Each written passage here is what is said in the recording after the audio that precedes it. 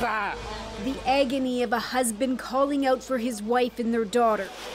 They all lived on what was the third floor of this building in Kharkiv that was struck overnight by 2 missiles. He hasn't been able to reach his family since. His daughter and wife are in there, said this man. I'm in shock.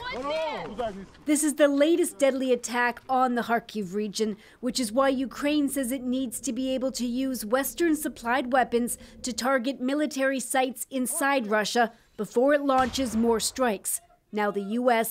is shifting its policy. That went right to the president, and as you've heard, he's approved the use of our weapons for that purpose. Germany granted similar approval, and like the U.S., its policy is limited. Ukraine is allowed to use Western-supplied weapons to try and stop attacks on Kharkiv, but it can't use them to launch long-range strikes deeper into Russia.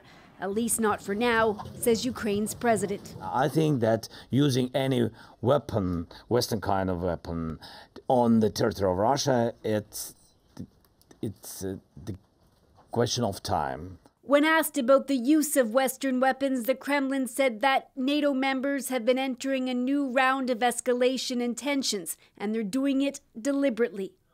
This military expert says NATO members remain concerned about Western weapons accidentally causing civilian casualties in Russia, which is why some will continue to tread cautiously. Giving Ukraine a free hand in Russia carries with it risks. But of course, Russia, from the outset of the war, has had a free hand in what it's done in Ukraine. And what it continues to do. At least 5 were killed in the strikes overnight. Briar Stewart, CBC News, London.